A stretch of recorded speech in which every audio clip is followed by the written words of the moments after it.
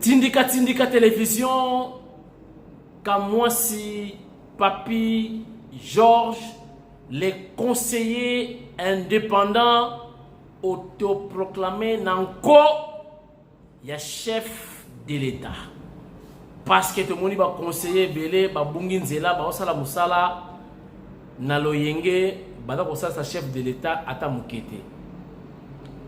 Bisso, tu as déjà. Mais tout ça, la présidence. Mais tout ça, déjà, va conseiller, mais va indépendant. Mon condipe, des fois, ailleurs à rappeler biso. 2022, contre Muntu Kakinouanina. 2022, contre Muntu Kakinouanina. Kotinga mana simanangate na kusela yo campagne te. Awa, tu kusela de béton. Campagne. Awa, tu kumisa de béton. Talanga bien.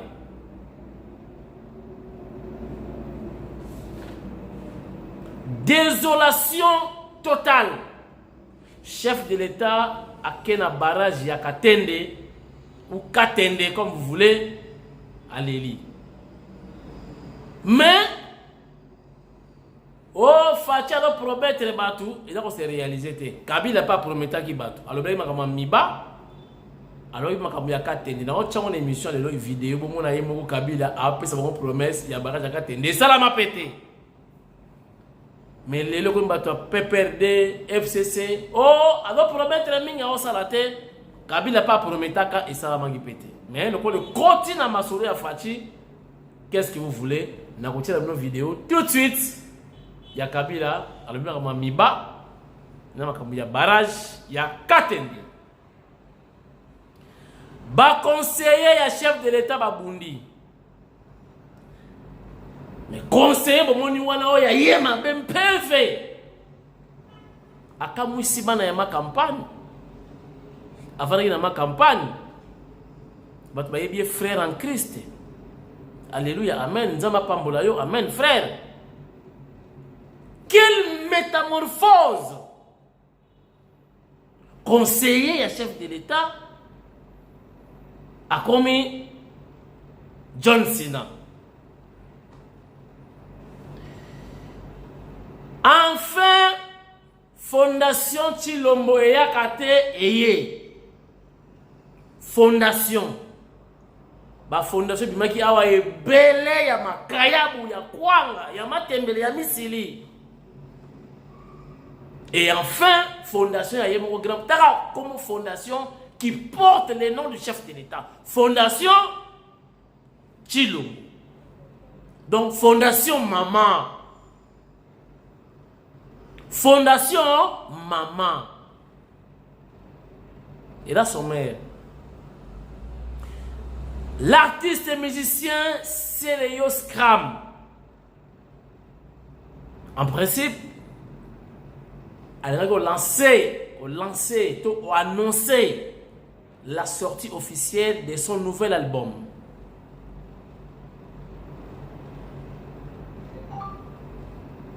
Aucun journaliste s'est présenté.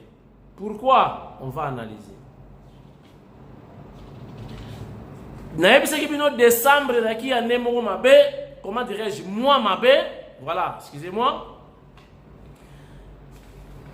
Ba bombe, ba massacre, ba sabotage, Israël qui nzambe a épargné biso na makambo ebele, ba kangi ndeko moko congolais na bombe acha na église batu bakufa. Congolais, Rwandais te me congolais. Ba kangi a raté, a échoué. Son Excellence Nana Manoina Kyumba est attendu au Congo central après Kasaï. Bomona Gendenga Ganeko a annoncé arrivé à chef de l'État. Bomoni Sukoyo va retomber comment chef de l'État va yambie na Kasaï. Sukoyo, équipe d'avance Mokonzi, il y a ministère pour le président. Bon, c'est là il y a Congo central. Moi, si a dit qu'à peine le 31 décembre, ça fait une année depuis Mobali Naye, colonel Edi Kapen, libéré par la grâce présidentielle, Azangaki Malobate à s'exprimer à l'obéli Mokonzamboka, Peba Congolais, dans cette émission. Balkanisation. On a dit que swahiliphone, mais ba Congolais bango moko basengi indépendance bakata est. Est oh binomo bozo kokate, binomo bokomba mafieux, binomo bokoti en sécurité, binomo bozo bomba nonu ba Congolais basengi indépendance. Boko tala image moko image ya suka yango to clôturer émission lelo. Émission bandi ba vidéo eza ebele na kozala mukuse, pas trop de commentaires pour aujourd'hui. Chers internautes, encore une fois, welcome, bienvenue, boya malamu na tindika ya liboso na année oyo 2022, année ya fachi. Boyokinga, année ya fachi. Mokonzi mboka, kikota la barrage ya Katende, oyo yebi keno courant, fouet salama, epesama énergie électrique, ba Congolais ya Kasai ba bénéficier na yango na ba oyo ba kenda kofana na Kasai bato ya Bandundu, Congo Central, Lomami ba oyo nyonso ba fana na Kasai ba bénéficier na courant na ba étranger ba futela ekota pe katuko bianza na kesi ya leta. Malheureusement misala ekatana mokonza mboka aleli mais mutasaka promesse à liboso Isalaki Rambo, Bomona Rambo na émission lelo. Sans plus tarder, Ngamoko, Kamwa Sichilombo, le conseiller indépendant de lui-même, na bonga bana tinde kabino.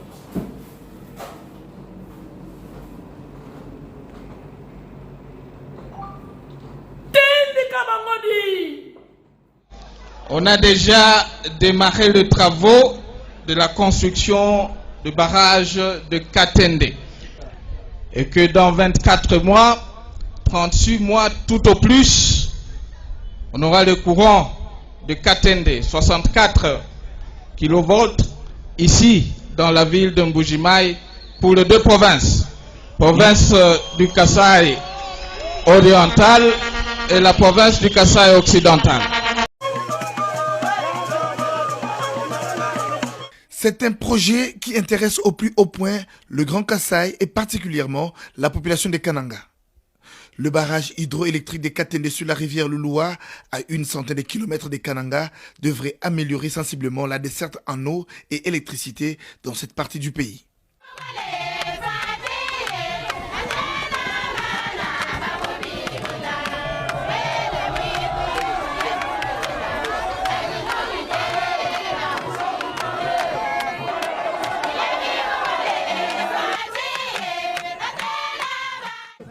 Ce projet tient à cœur le chef de l'État Félix Antoine Tshisekedi Tshilombo, qu'il a réservé sa première descente de terrain pour l'année 2022 dans les territoires des Dibaya.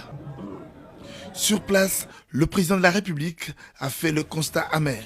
Les travaux sont arrêtés et les herbes sauvages ont envahi le site. L'une des raisons de cet abandon est l'épisode Kamouinan Sapou qui a tout ralenti. La présence du chef de l'État a apporté une lueur d'espoir.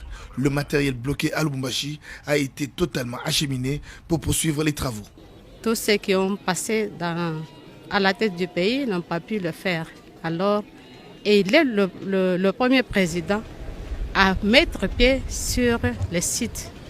Alors, nous voyons qu'avec sa présence, dès que les travaux seront relancés et achevés, notre province va bien revivre et nos frères et sœurs qui chantent auront du travail et ça sera une grande joie pour la population. Vous voyez combien de gens sont là pour l'accueillir.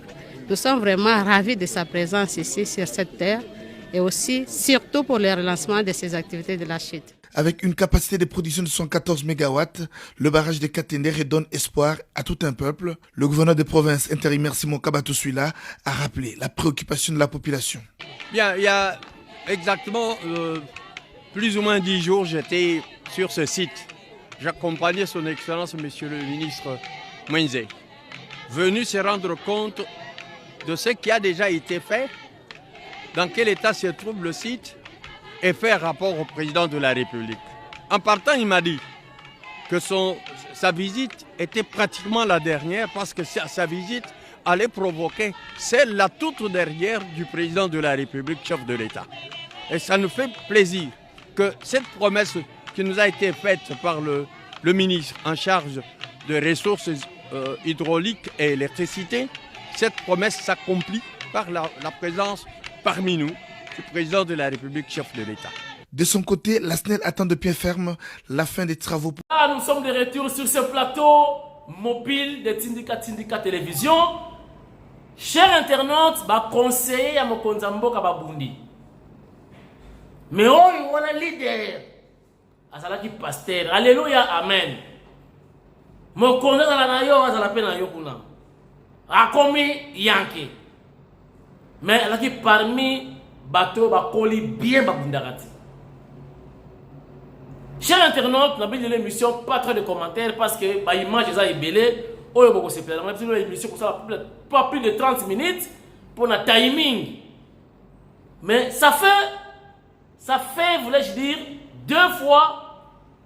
Dans le mois de décembre, on va conseiller Babundi. Conseiller Moussoussou, à Betty Moutumbata, Botala qui a un match à sport. Imaginez pour la présidence de la République comme institution. Imaginez ça pour la bino conseiller à Mokonzi Mboka. Beaucoup de barbares. Na yebisa ki bino hein. Toko fonda bino mbalo et pas Fachi Beton. Toko dénoncer. Na yebike Fachi sokaye ba sanction. Et puis, toilettage, il faut ça la présidence. Cleaning. Cleaner, bango Fachi Beton. Théorie, quand la militaire, conseiller, Moussou Sabe, bah! Moussou Gouna, yo! Eh! Bozoé, bâti, bota, bah, CP. Bah, conseillers principaux. C'est triste. Pas trop de commentaires, sans plus tarder. On a mawa. Parce que c'est son pour la République. Son pour la chef de l'État.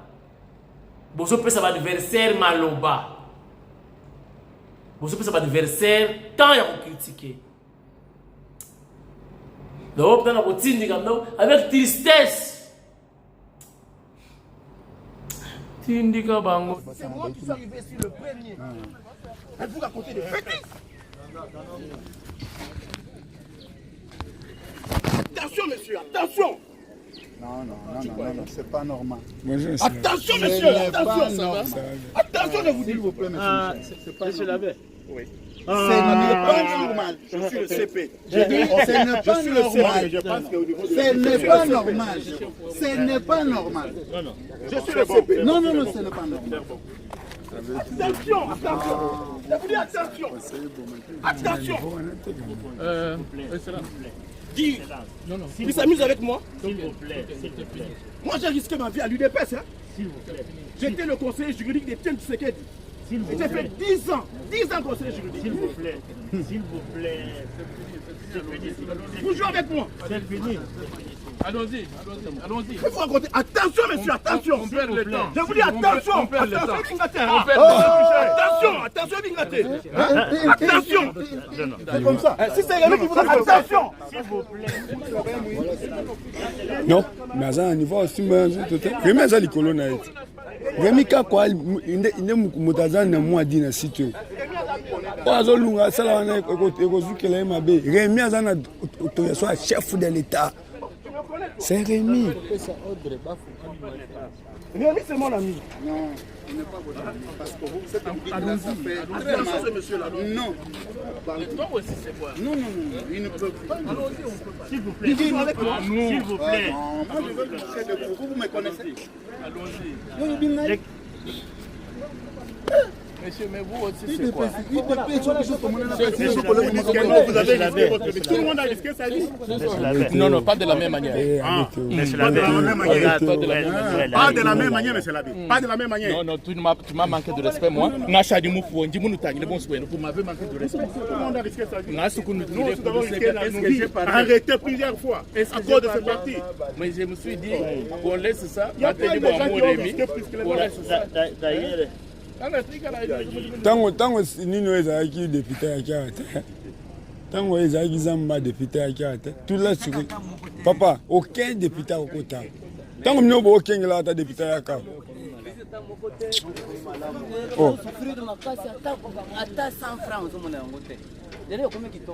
moto akota te ntango tokeba Lubumbashi bango bakenda kokosa président ya biloko to ya shitka te lezika.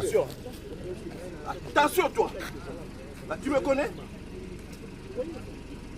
Secteur ya maille, électricité, mine, na président. Et sali pasi na mokolo wana bato bengisi baboyi na bango koya. C'est le scram bengisi ba journaliste ba ya na conférence de presse na mikili pour la sortie officielle album na ye ba journaliste ba yete. Pourquoi? Est-ce que ba bangi mbongo ofuta bango ezate? Est-ce que ba mon impact album wana te? Est-ce que question mark? Courage kaka, c'est Léo, courage kaka, on va mobali. Bimisa ngora. Bimisa ngora. Surtout bengi nomba journaliste ya angolais. Ba yeba bi portugais, ba poser ba question na portugais, yo zongsi na lingala et s'il na ngama be pesati. Voilà, courage, c'est le scram. Courage. Yala ngoma kamboyaka. Courage. Fondation Tshilombo. Une fondation qui porte le nom du chef de l'État. Fondation Maman. Bosa ba fondation na bino nyonso boya nango. Bosa la partenariat na fondation Tshilombo. Ngaka mwasi naza déjà na kati. Mutu nanga pegi sasa aza pe na kati. Fondation Maman. Apôtre Jacques Tshilombo azawana. Boya na ba fondation. Ba fondation mike boya pa na pas fondation Maman. Ba surprise eza ebele. Ba secret eza na kolobate boya.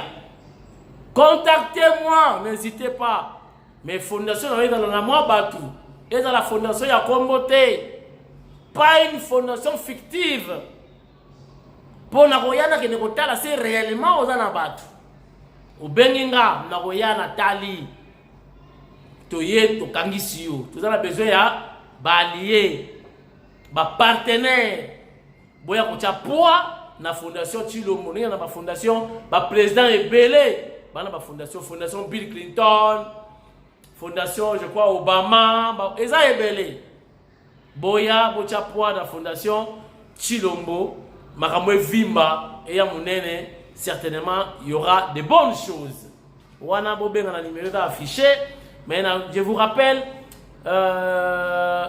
numéro na nga wana RTL o elongi ngana CG Kabuya. Bon, ça m'a mayele, on a pu ça changer profil. Alors, il y a un message à Osenga Bambongo, $250. Naka moi, si Osenga Bambongo, on a un problème. Et ça a été peut-être le vendredi, si possible, de récupérer en gros. Mais on a très attention pour l'instant. Et ça a été. Et ça a été. Et ça a été piraté. Aïbinga sim. Parce que ça a été. Donc, c'est vraiment bizarre. Et ça a été. Donc, si on a un message, on a un mbongo ya nyongo, ya kodefa. On a été. On a defa, on a privé to solo, on a defa rapeti. Mais on a des difficultés, on a kosenga, mais on a defa rati. C'est rare, on a defa rati. On a un nyongo tepo, on a un téléphone, on a la tête de déranger, on a rati. Bakagi Congolais, on a une bombe dans l'église catholique. Heureusement, FRDC, baki makasi batimbelier. Yango to kobeta masolo bata est na suka. Je vous informe également, son Excellence Nana Manoina Kyumba, ministre près, tout près du chef de l'État, est attendu au Congo central après la réussite. Il y a descente naïe au Isalamaki na Kasai, au moment chef de l'État Fatih Béton, très bien accueilli par la population. C'est grâce à la descente avancée. Il y a son Excellence Nana Manoina Kyumba a bongi saki nzela qui n'a pas balisé nzela na Kasai. Ndebo moni chef de l'État là très bien accueilli na Kasai et très bientôt, sauf changement de programme, le chef de l'État sera au Congo central, mais bien avant, son Excellence Nana Manoina Kyumba azako kitana Congo central et elle est réclamée na côté wana. Donc si ne ba manianga balinga mona Fatih Béton, mais en attendant ba mona nano o ya ko bongisa nzela son Excellence Nana Manoina Kyumba. Sans plus tarder, chers internautes, je vous informe également que moi aussi, il y a Edi Kapende, colonel, au chef de l'État qui accorda qui grâce présidentielle le 31 décembre de l'année passée. Moi aussi, il a bombi ma sentiment, a bombi ma émotion, a koumisi Fatih Béton, a koumisi Nzambe, a bomba kité, a lobby à mon caméra.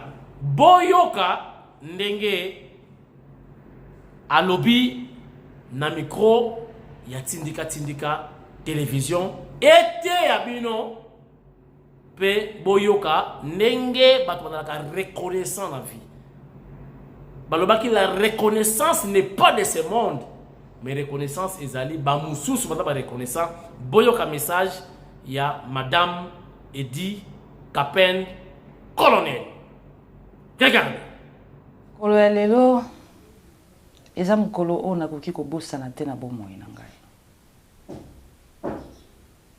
Mukolo ya le 31 décembre.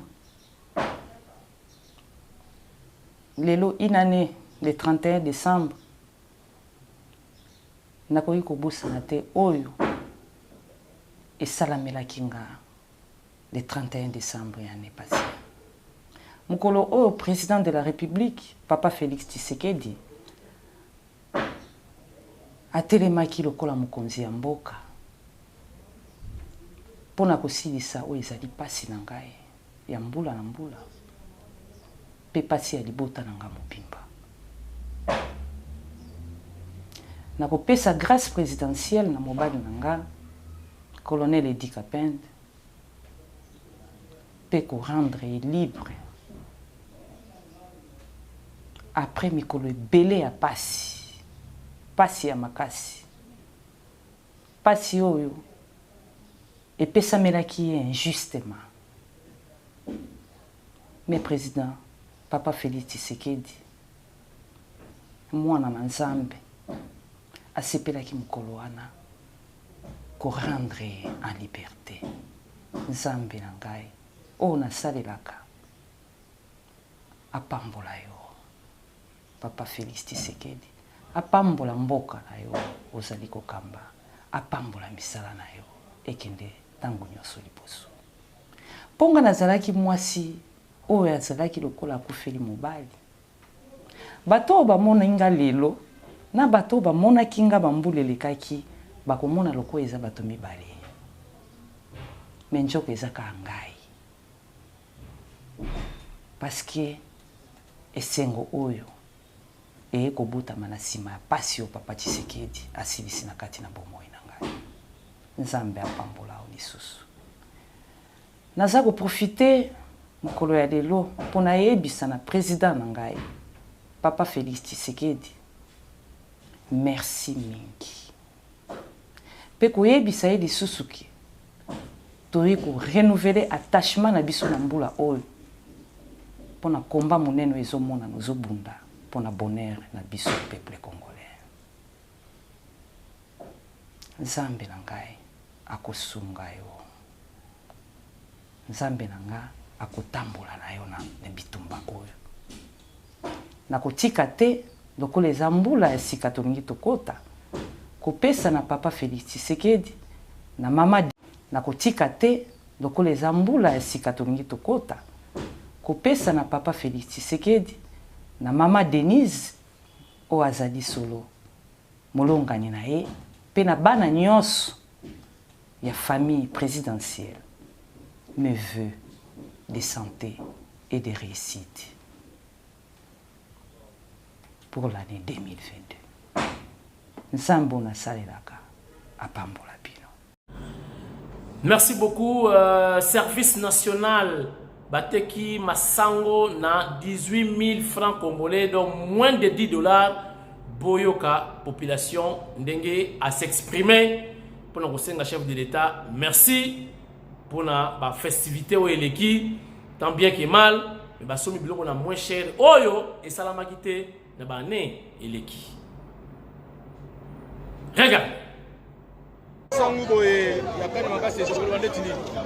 Asepeli makasi président na biso lesi biso billet ya sika. On est en général major on est en service national. Zama pambola bino bakisela bino ebele. En plus de la tépimo valable que nous finançons à côté au Somba. Il y a un des salines sengo makasi bana bali ya semul kufumo ka pembe tolia mokala pende son mini yangwana. Mokonja Maman Mbodia. On est dans un service national où le reçu ensemble 18 000 francs. En tout cas, to sepeli makasi. To sepeli vraiment. To bana mona neti ba jamais tellement que to moni na misu. Sko to sepeli vraiment. To sepeli makasi. On est dans Mokonza Mboka. Ah, en tout cas, to pesi merci à continuer ka boyer. À continuer ka boyer donc misu na yenenge vision na ya salelaki. Skoto comme mona ngo moko ndenge zo salama. À continuer to pesi merci. Bon, et c'est moi tout ça a besoin social social. Babandi boye bakoba. Est-ce qu'on a bilanga te? Tozolia mingi bambisa Thompson. Alors tous on a besoin de tolia biloko na biso mo mboka. Ngala za fonctionner boye na CP. Voilà là le bangwa.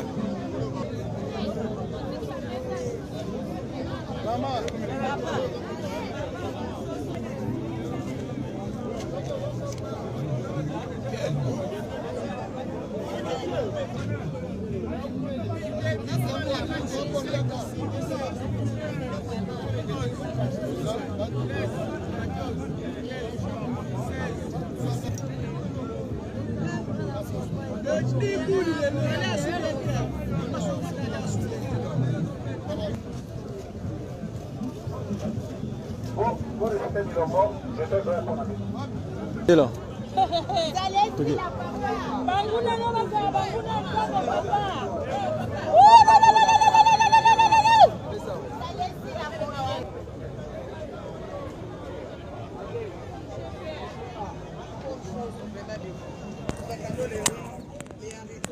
Les pommes de terre, choses là, même les fruits de manioc, nous avons besoin de ça. J'ai toujours suivi des émissions à Lingala en français où on nous parle du général Kassongo Kabouik. Aujourd'hui, je vous vois en face. Vraiment que Dieu vous bénisse. Que Dieu bénisse le président de la République, Félix-Antoine Tshisekedi Tshilombo. Fati Béton. Merci. Et j'encourage nos enfants, nos petits-enfants qui sont partis là-bas. Voilà les services qu'ils nous ont rendus. Nakosuki sa émission ya lelo na makamotali balkanisation. Tolobaki bat bako balkaniser mboka eza ba Rwandais, ba Ougandais, ba Burundais. Mais chers internautes, biso moko nous sommes à la base manipulés. Biso moto mo senga indépendance, makamoto yebela na katanga. Nenge katanga senga indépendance. Ekiti Vanwana, Ekiti tina Est. Bandeko ya Est pe basengi indépendance. Mboka oyo bino moko ba complice moko ko maîtriser yango ti. Na ko cha commentaire si mabotala na ndeko yo asali vidéo na kiti. Yé moko na téléphone ba partager. Bon on partager ti. Mais dans la cha vidéo pour na ebisa bino botala niveau tozo kende pour na dénoncer yango. Mais vidéo ezate ke boyo ka bo comprendre bon ndima makambo na yaza ko loba. Mais zande pour la voyez sabino botala niveau to komi oyo on doit faire très attention. So on moi la komi rebelle alinga bi mananda boko tsela coupe de prière. Donc s'il faut que benga bangunza ba popula na ba mouchoir ba serviette à pembe bobenga bangunza bobenga papa Niambu Mwanda aya ko pupula mutu ndenge wana. Donc ko pupula peut peuvent zambi vaika bobengi frère Nganga. Ça ne va pas. Est-ce que ça n'a pas problème? Pensez-vous sur besoin d'indépendance, besoin d'indépendance. Mais surtout mec a le lobby rwandais à côté là. Oh, armée et tout, police et tout, armée ni besoin de comprendre. Bon, mon balkanisation, biso moko tozo lukaya. Alors chef de l'État Mokonza Mboka, vraiment faut pas restructurer l'armée. Oh, il y a armée à brassage, armée à mixage au nom de la paix. Armée faut ça la mayasika. Base dans le bakata base yo kan kokolo ba ke no tia na est ba ke no vanda kuna. Donc déjà bala kisike idée wana ima tuti power et ba misi ko yo ko bona na boy. Ba Rwandais ba koti ba bomi ba tu ba zongi. Enfin, ba ri pourchassé par l'armée. Et l'armée congolaise et ambassadeur de la Kaya Rwanda. Il est toujours oh non, bisoté. Un jour viendra.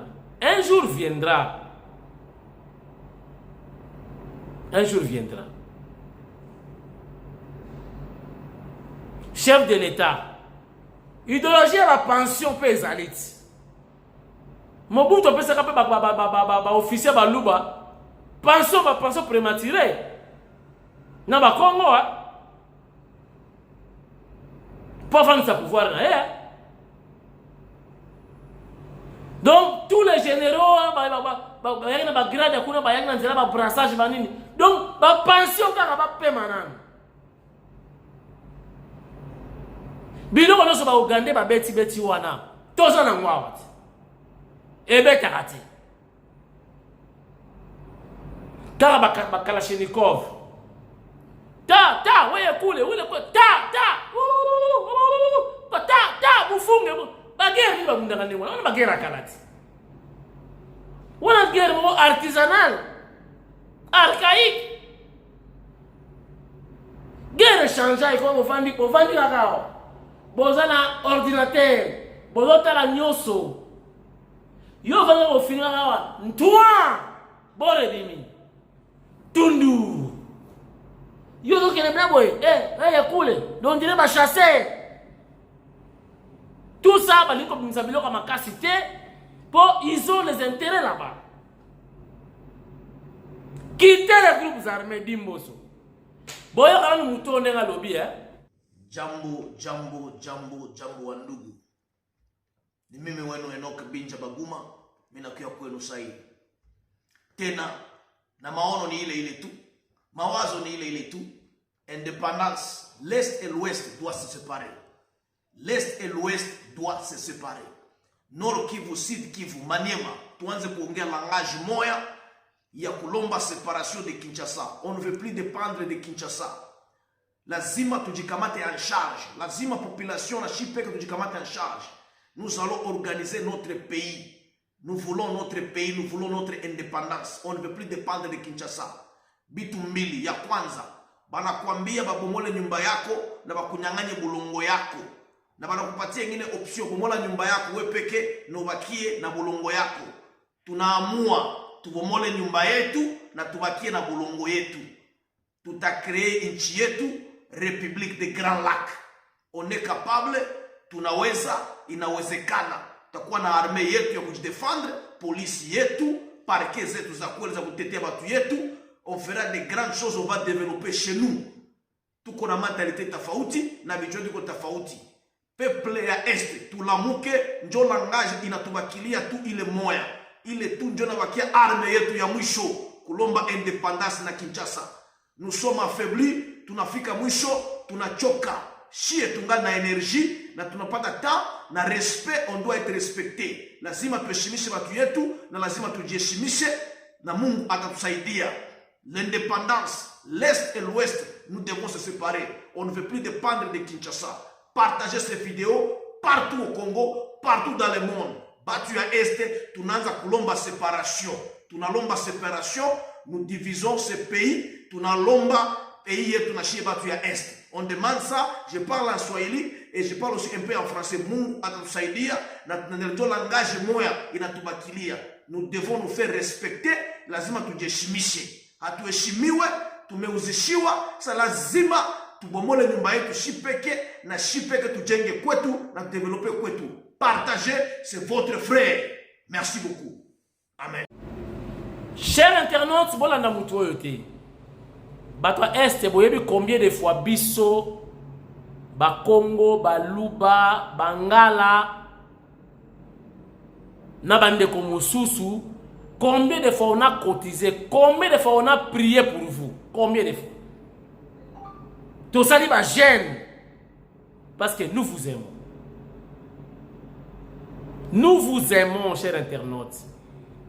Chers swahiliphones, dans le bataille de Ngiwana. Surtout dans le binoté, tout donc bilamba ils ont kende, bon moi kinga mona psi qui déba lo bilamba, ba carton qui poto na pesi et kende na minemwe. Parce que to lingi bino. Na ba mission combien de fois ngai moko na ko critiquer ba Rwandais, ba nini tout ça pour na nini. Na lo ba Swahili te. Boko d'ailleurs na bino kuna ngana na muta Congo central. Mais Congo mutu esangisi bisoti. Fachi beto papa na biso. Congo mama na biso. Mobutu atikela biso unité. Abundaki pour tout ça la uni. Malgré ba gestion tout ça mais na munoko na ye. Oh, même s'il faut que ça la contrat na diable, ce qui nini, tu ressens la pour la paix. Mais bino lelo, beaucoup de choses indépendance, mais ben la TV5. Oh, ça l'émission na téléphone. Ben la TV5, ben la BBC, ben la CNN. Ça la déclaration. Et puis tu as quelle qualité? Guillaume c'est indépendance. Et là, ma trop. Donc, bananyoso, tous les swahiliphones. Oh, bolandi mutoyo. Bolandaye li susuti. Boyo kaye li susuti. Est wana, sans Congo central, sans Katanga, sans Kasai. Beaucoup vivre répéter. Qu'est-ce que vous croyez? Nani est instable wana. Pensez-vous que les soldats que nous coufons dans Est kuna? Bazaba ba swahilifone. L'entendu, les louba, tout ça va kufa kuna. Pona bino, pona paix, pona Congo. Bolanda iti. Merci beaucoup, chers internautes. Émission dans la qui conçue, préparée, montée, diffusée par moi-même, présentée également par moi-même. Mise en ligne moi-même, donc moi-même. Chers internautes, merci en tout cas, on est ensemble, restons ensemble. C'est aussi un message, je